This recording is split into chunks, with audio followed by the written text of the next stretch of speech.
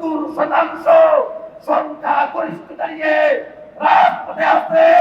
এই জনগণকে কোনোভাবেই অবান্ত করে আপনারা টিকে থাকতে পারবেন না।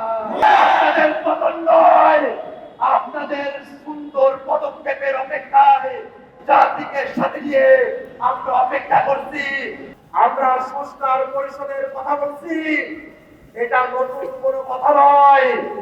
ঐক্যবদ্ধ কমিশনে 30টির উপরে রাজনৈতিক দল একমত হয়ে সকলে এক কথা বলে সংবিধানের টেকসই পরিবর্তনের জন্য, সংস্কার সাধনের জন্য, সংস্কারকে টেকসই করার জন্য সংশোধনী নয়, সংবিধান সংস্কার পরিষদের বিষয়ে সকল রাজনৈতিক দল আমরা একমত হয়েছিলাম।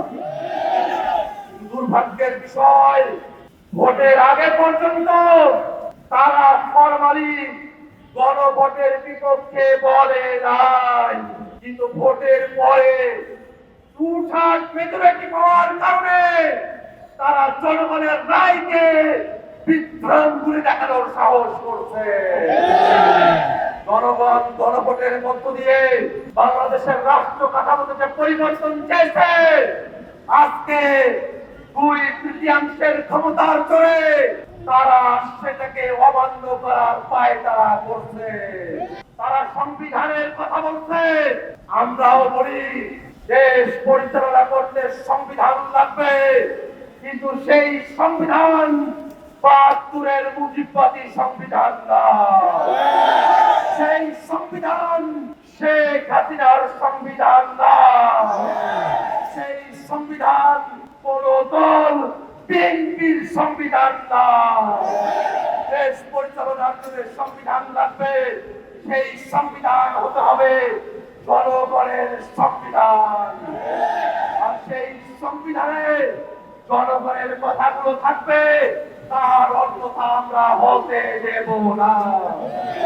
আমরা তো বুঝি আপনারা সংস্কার চান না, গণভোট চান না, তার পেছনের কারণ হলো আপনারা বাংলাদেশের রাষ্ট্র ক্ষমতাকে, বাংলাদেশের সাংবিধানিক প্রতিষ্ঠানগুলোকে এক ব্যক্তির করায়ত্ত করে রাখতে চান।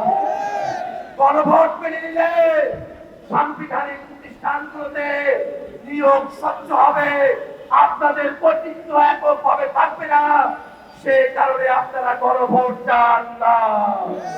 গণভোট মেনে নিলে তত্ত্বাবধায়ক সরকারের অন্তর্বর্তীমূলক সম্মিলিত ভাবে একটা কাঠামো আসবে, আপনারা সেটা চান না। গণভোট কার্যকর হলে উচ্চকক্ষ হবে ভোটের বিহার অনুযায়ী, আপনারা সেটা চান না। আপনারা মৌলিক কাঠামোর পরিবর্তন চান না, এই কারণে গণভোট চান না। আমরা বলতে চাই, সংসদে আপনাদের সংখ্যাগরিষ্ঠতা থাকতে পারে, কিন্তু বাংলাদেশের জনগণ 70% সংখ্যাগরিষ্ঠতা নিয়ে রাজপথে আছে। এই জনগণকে কোনোভাবেই অবান্ত করে আপনারা টিকে থাকতে পারবেন না। আপনাদের পতন নয়, আপনাদের সুন্দর পদক্ষেপের অপেক্ষায় জাতিকে সাথে নিয়ে আমরা অপেক্ষা করছি। সংসদে